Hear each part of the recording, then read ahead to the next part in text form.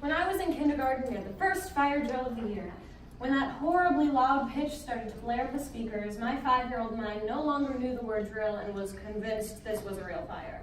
So I did what any sane 5-year-old would do and stuffed my pride and joy, my Harry Potter backpack under my jacket, and followed the rest of my class outside. Now, as I've matured, I've become more accustomed to the proceedings of a fire drill. My obsession with Harry Potter has drastically decreased, and my instinctual responses have changed as well. Because now, if an alarm was to go off, I wouldn't think to take my backpack. Instead, I would text my parents that I love them, just in case. I'm sure that doesn't quite count as instinctual, though, because I've thought about it a lot. The first day of school, syllabus day, the easiest day of the year for me has become find the nearest, safest exit in each class day. Last year, I tried to count the number of times the thought of someone with a rifle showing up to my school crossed my mind, and lost track after over 15 in a week. But I'm not an anomaly in my thinking. Children are being raised into this state of mind because they have to be.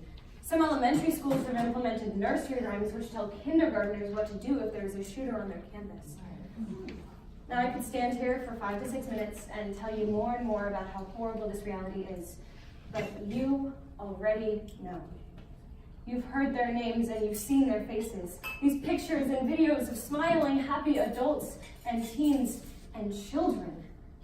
Some names which might ring a bell: the Sandy Hook Massacre. Rachel Davino, 29 years old, whose boyfriend asked her parents' permission to marry her days before she died in the attack. Noah Posner, 6 years old, whose twin sister survived the attack while he did not. And young Jessica Rankos, whose last words to her mother were to tell her how excited she was to sell Girl Scout cookies that year.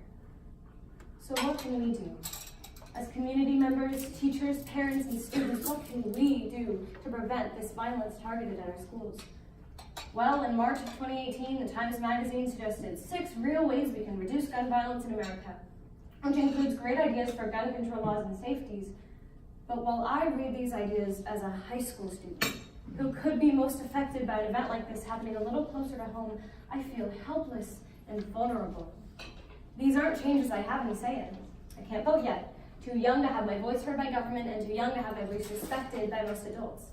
Now, the AAUW has given us an impactful opportunity to speak on the issue, and I intend to use it to give ways each of us can implement in our everyday lives so communal change is visible. Because we all know what some of the answers are. An end to the NRA, better gun control laws, and technological safeties on guns themselves. But as long as these are political issues, they are unattainable to us. Which brings us right back to the question, what can we do? What can the AAUW do to single out possible attackers in a community? What role do schools play in the long-lasting harassment issue in many student bodies? And what responsibility do parents have to recognize concerning behavioral traits in their children? Well, the AAUW can create a website in which members of a community can anonymously report concerning behavioral changes in their peers and neighbors. With this data, if there are multiple severe accusations against one person, law enforcement or social services should be notified. Similar websites should be implemented in each school for the long-lasting harassment issue. As according to the study by the Safe School Initiative, 71% of attackers have felt bullied by their peers. So with this data, we can have support systems for those being attacked. From the data from the AAUW website, if they're concerning a student, that information should also go to the school, so that administration can suggest to teachers that an eye be kept on certain students. Those same community organizations and schools should host information nights for parents in which there is open dialogue about concerning behavioral traits to be aware of in their kids.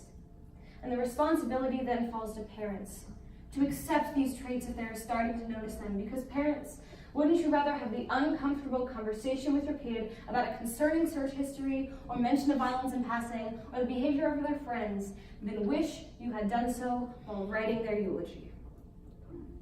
But for these changes to happen, we have to talk about it. That is the first and arguably hardest leap to make.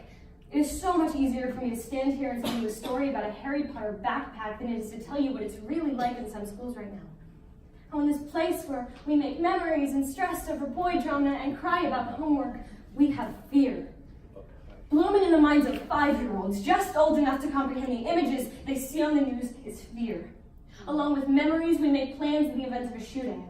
We stress over boys and bomb threats, and we cry over the lives they used to be and the lucky ones who wake up every morning to this fear or the memory of their would-be wives and twin siblings and little Girl Scouts. And we have to talk about that outside of assemblies and speeches, not just when another tragedy flashes onto our screens. Because the more we talk about this, the easier it is to talk about. The less taboo this topic becomes, the easier it is to come forward with concerns. And if we really talk about what is at stake here, the less political the lives of children will become. Because this violence against us, against all of us, is not Democratic or Republican. It should not be the unreachable political issue it has become, because it is an issue of soon-to-be-engaged teachers and twin siblings and little Girl Scouts and kids with Harry Potter backpacks.